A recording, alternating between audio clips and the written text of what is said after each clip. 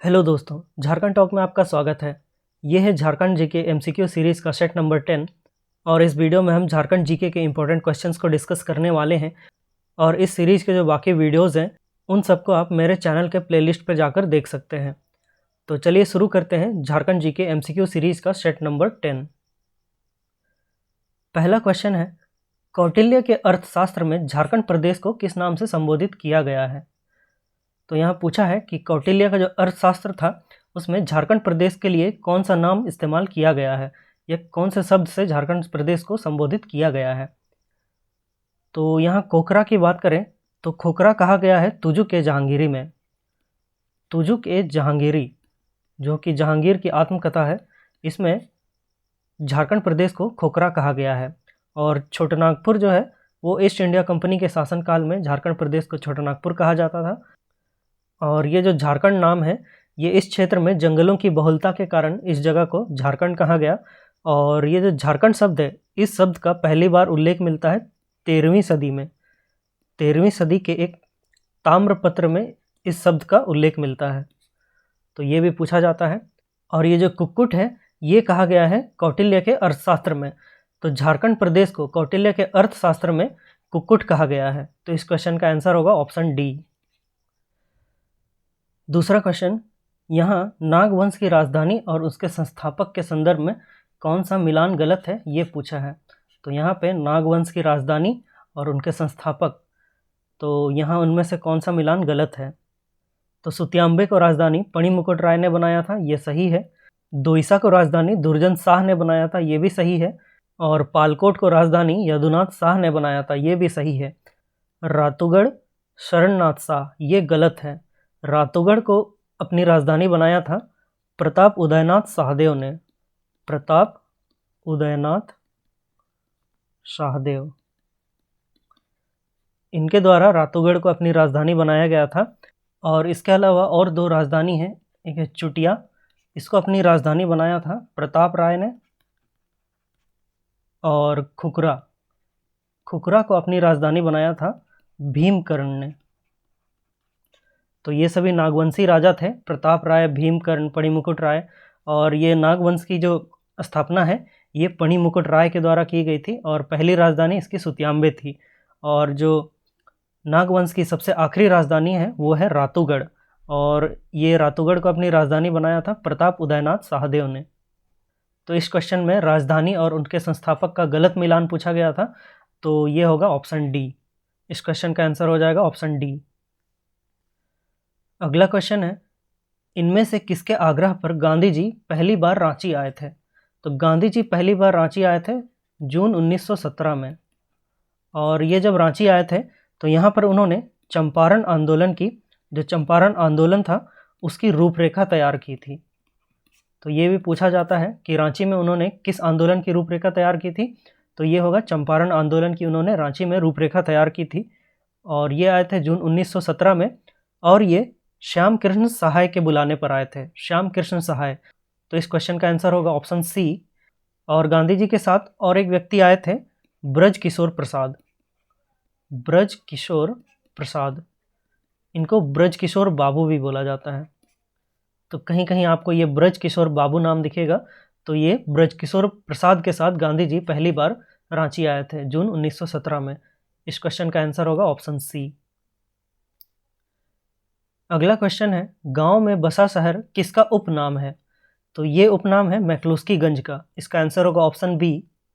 और मैक्लुस्कीगंज को Anglo Indian गांव भी बोला जाता है, इसको एंग्लो इंडियन गांव भी बोला जाता है। और यहाँ जो देवघर दिया गया है यहाँ पर है मंदिरों का गांव, मंदिरों का गांव बोला जाता है। और ये बोला जाता है मालूटी को, और ये देवघर में है। और इसके अलावा इसी तरह का और एक क्वेश्चन है, कारखानों का शहर, कारखानों का शहर बोला जाता है जमशेदपुर को। तो यहाँ पूछा है गांव में बसा शहर किसका उपनाम है। तो ये आंसर होगा मैक्लुस्कीगंज, ऑप्शन बी।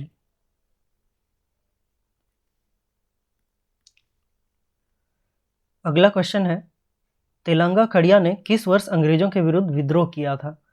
तो यहाँ पूछा है कि तेलंगा खड़िया का विद्रोह कब हुआ था।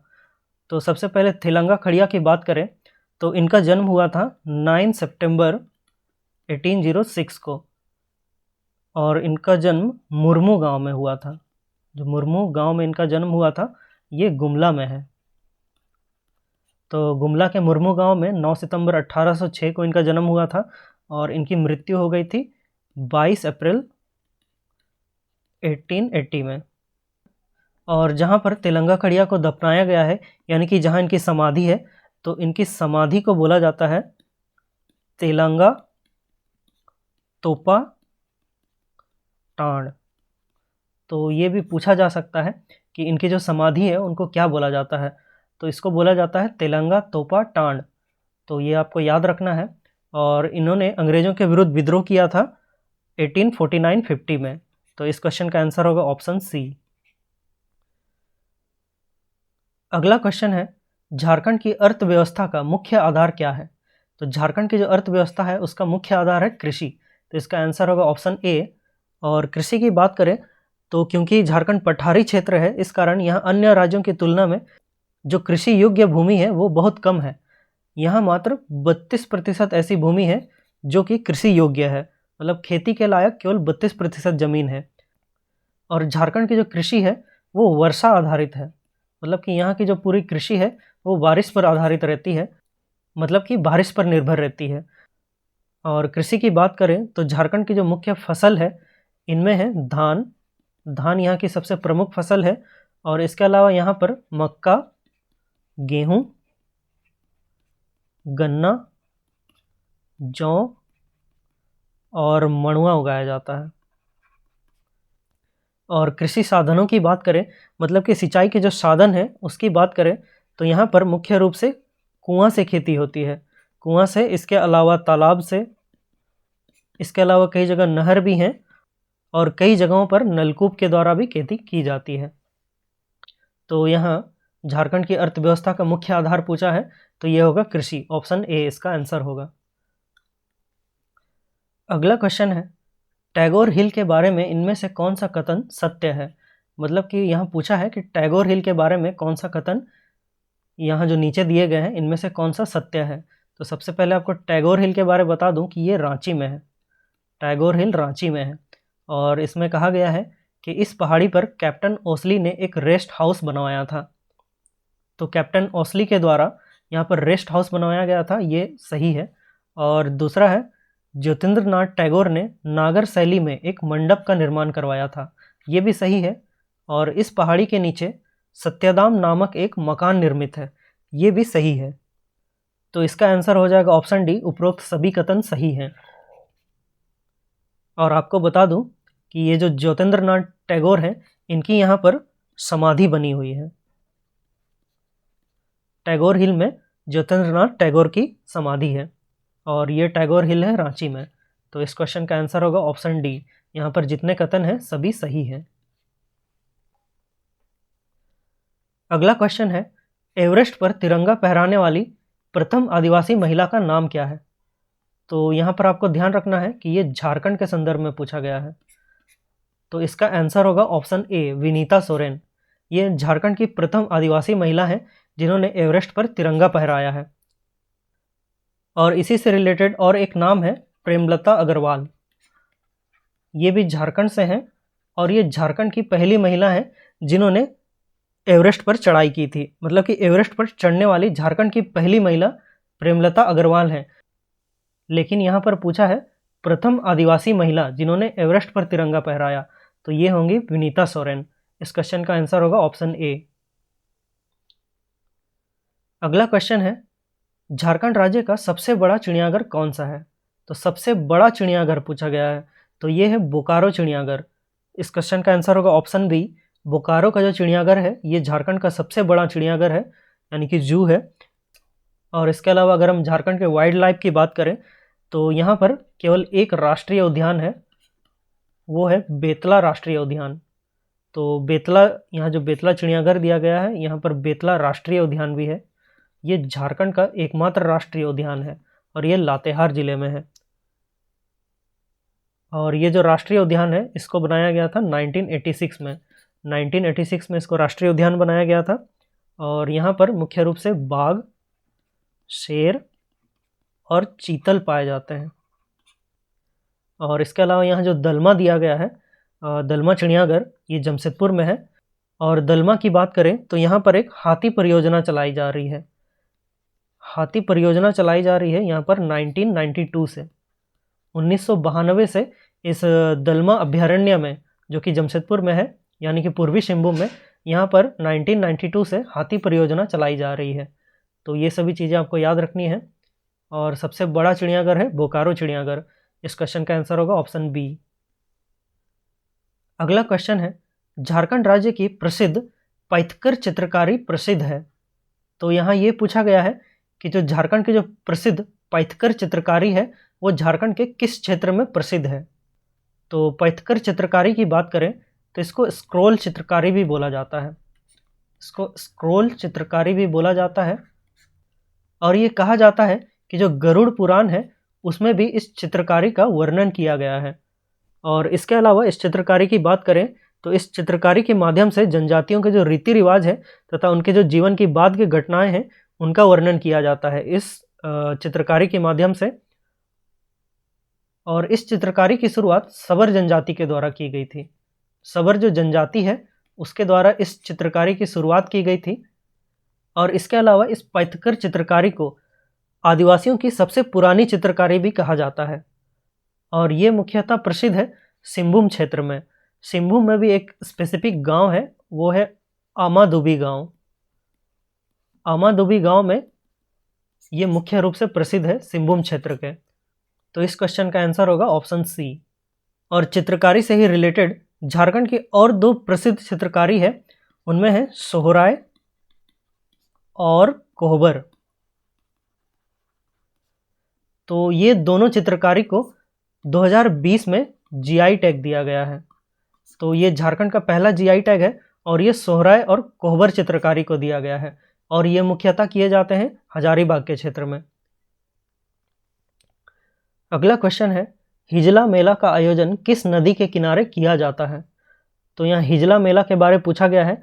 तो आपको बता दूं कि ये दुमका में होता है। दुमका में ये हिजला मेला लगता है और इसकी शुरुआत हुई थी 1890 से। 1890 से इसकी शुरुआत की गई थी। और ये हिजला मेला जो नाम है ये खनिज के नाम पर है। हिजलोपाइट एक खनिज है, इसके नाम पर ही इस हिजला मेला का नाम रखा गया है। और इस मेला का संथाल जनजाति में एक विशेष महत्व है, एक ऐतिहासिक महत्व है संथाल जनजाति में। तो ये हिजला मेला किस नदी के किनारे लगता है, ये लगता है शंख नदी के किनारे। तो इसका आंसर होगा ऑप्शन डी। अगला क्वेश्चन है, तेलियागढ़ के किले के संबंध में इनमें से कौन सा कथन असत्य है। तो यहाँ पर कुछ कथन यानी कि स्टेटमेंट्स दिए गए हैं। तो इनमें से कौन सा कथन जो है, स्टेटमेंट जो है वो गलत है। तो तेलियागढ़ का किला, इसे बंगाल का प्रवेश द्वार भी कहा जाता है। तो ये सही है। और दूसरा है, इसका निर्माण मुगल काल में कराया गया था। ये भी सही है। और तीसरा है, इस किले पर शाहजहां ने आक्रमण कर इसे नष्ट कर दिया था। तो ये गलत है और आंसर भी यही होना चाहिए। और इसका अगला स्टेटमेंट है, इस किले का उल्लेख विदेशी यात्री हुएनसांग ने किया है। तो ये भी सही है। तो इसका आंसर होगा ऑप्शन सी। और यहाँ जो दिया है कि इसका उल्लेख विदेशी यात्री हुएनसांग ने किया है, तो ये जो हुएनसांग है ये चीन का यात्री था। और इसके अलावा इसका उल्लेख और भी है, जैसे कि एक फ्रांसीसी यात्री थे बुकानन, इन्होंने भी इसका जिक्र किया है इस तेलियागढ़ के किले का। और इसके अलावा एक ईरान का यात्री था, यानी कि ईरानी यात्री था, इसने भी इस तेलियागढ़ के किले का जिक्र किया है। ये थे अब्दुल लतीफ़। तो इन लोगों ने इस तेलियागढ़ के किले का जिक्र किया है। और ये जो स्टेटमेंट है कि इस किले पर शाहजहां ने आक्रमण कर इसे नष्ट कर दिया था, ये गलत है। क्योंकि शाहजहां के समय में ही 1639 में राजमहल को बंगाल की राजधानी बनाया गया था। राजमहल एरिया यानी कि अभी का जो साहेबगंज का इलाका है उसको बंगाल की राजधानी बनाया गया था, राजमहल को। और ये तेलियागढ़ का किला भी वहीं पर स्थित है। तो इसका आंसर होगा ऑप्शन सी। नेक्स्ट क्वेश्चन है, झारखंड की इनमें से कौन सी नदी अपना मार्ग बदलने हेतु जाना जाता है।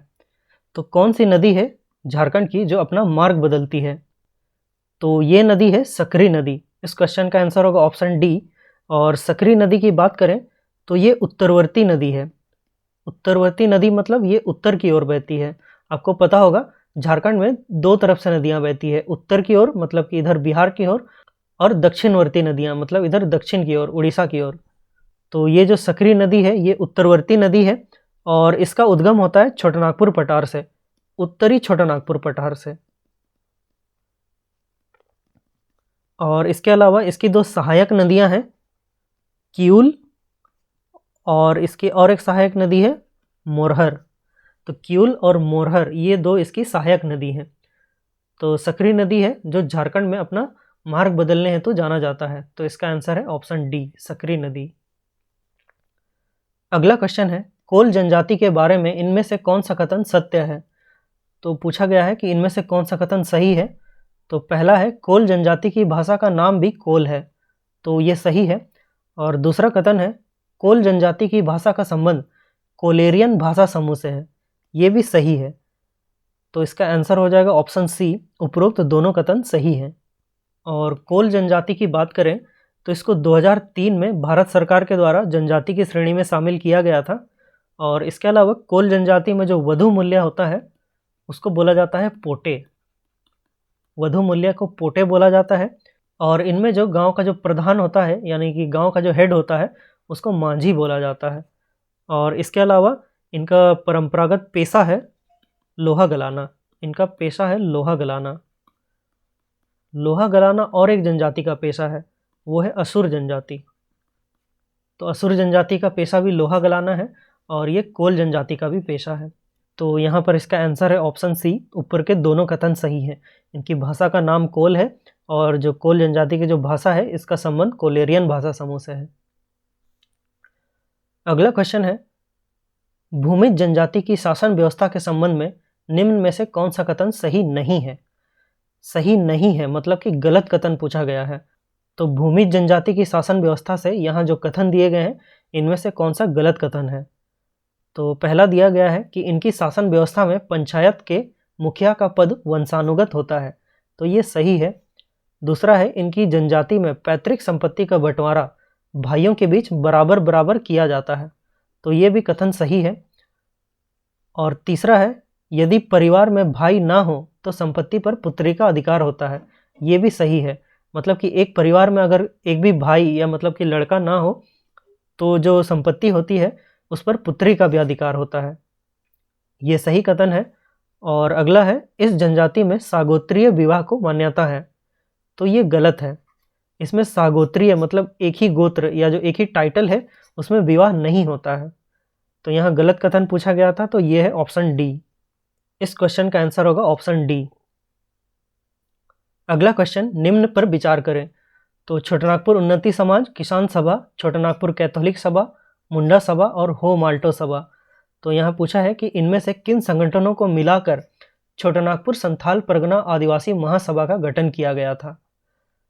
तो छोटानागपुर संथाल परगना आदिवासी महासभा, इसका गठन 5 संगठनों को मिलाकर किया गया था और ये 5 संगठन हैं। तो यहाँ पर इसका आंसर हो जाएगा ऑप्शन डी, इन सभी को मिलाकर इस छोटानागपुर संथाल परगना आदिवासी महासभा का गठन किया गया था। और ये जो छोटानागपुर संथाल परगना आदिवासी महासभा है इसके पहले अध्यक्ष बने थे थियोडोर सुरीन। थियोडोर सुरीन इनको पहला अध्यक्ष बनाया गया था। और इसके पहले उपाध्यक्ष थे बंदीराम उरांव। बंदीराम उरांव को इस आदिवासी महासभा का पहला उपाध्यक्ष बनाया गया था और इसके सचिव बने थे पोल दयाल। तो पोल दयाल इसके प्रथम सचिव थे। और यहाँ जो छोटानागपुर उन्नति समाज दिया है इसकी स्थापना की गई थी 1915 में और ये किसान सभा बना था 1930 में और ये छोटानागपुर कैथोलिक सभा बना था 1933 में। तो इन सबको मिलाकर यानी कि इन 5 को मिलाकर ये छोटानागपुर संथाल परगना आदिवासी महासभा बनाया गया था। तो इसका आंसर होगा ऑप्शन डी, उपरोक्त सभी। अगला क्वेश्चन है, खरसवां गोलीकांड की घटना कब हुई थी? आपने इसके बारे में सुना होगा या शायद काफ़ी लोगों ने नहीं भी सुना होगा। तो ये गोलीकांड हुआ था 1 जनवरी 1948 को। इसका आंसर होगा ऑप्शन ए। और ये हुआ था सरायकेला और जो खरसवां जो देसी रियासत थे, उस समय इनको उड़ीसा में मिलाने की बात की गई थी। तो इसी के विरुद्ध में जो उस समय का जो आदिवासी महासभा था, आदिवासी महासभा, इसके द्वारा मतलब कि उड़ीसा में मिलाने के विरोध में एक जनसभा बुलाई गई थी। जनसभा का आयोजन किया गया था खरसवां हाट में।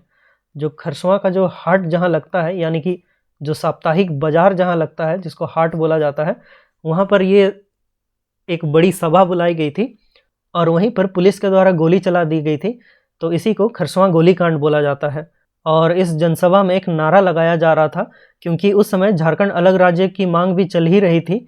तो और उसी समय उड़ीसा में इसको मिलाने की बात की गई थी, खरसवां और सरायकेला और खरसवां को। तो इसी के विरुद्ध में एक नारा लगाया जा रहा था, झारखंड अबुआ उड़ीसा जारी कबुआ। झारखंड अबुआ उड़ीसा जारी कबुआ। तो ये नारा लगाया जा रहा था। इसका मतलब है कि झारखंड हमारा है, उड़ीसा हम कबूल नहीं करेंगे, मतलब कि कबुआ मतलब कि नहीं। तो ये नारा लगाया जा रहा था। तो नारों से भी क्वेश्चन पूछा जाता है, तो ये आपको याद रखना है। और इसके अलावा आपको बता दूं कि सरायकेला और खरसवां जो है 139 दिन तक उड़ीसा प्रांत का हिस्सा रहे थे। उसके बाद इन दोनों को बिहार प्रांत में मिला दिया गया था। उड़ीसा से हटाकर 139 दिन के बाद बिहार में मिला दिया गया था, क्योंकि उस समय झारखंड नहीं बना था, तो ये बिहार ही था। तो यहाँ मिला दिया गया था 139 दिन के बाद। तो यहाँ पूछा गया है कि ये घटना कब हुई थी खरसवां गोलीकांड की। तो ये 1 जनवरी के दिन ही हुआ था, न्यू ईयर के दिन, 1 जनवरी 1948 को। तो इसका आंसर होगा ऑप्शन ए।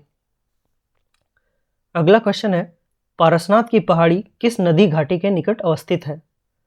तो पारसनाथ की जो पहाड़ी है वो किस नदी घाटी के किनारे है? तो पारसनाथ की पहाड़ी की ऊंचाई की बात करें तो ये 1365 मीटर ऊंचा है। और इसकी सबसे ऊंची जो शिखर है उसको बोला जाता है सम्मेद शिखर। और ये 1365 मीटर ऊंचा है। और फीट में बात करें तो 4478 फीट इसकी ऊंचाई है। और ये जो है बराकर नदी घाटी में स्थित है। तो इसका आंसर होगा ऑप्शन डी। और बराकर नदी की बात करें तो इसका उद्गम पद्मा से होता है। पद्मा जो हजारीबाग में है, तो पद्मा हजारीबाग से बराकर नदी का उद्गम होता है।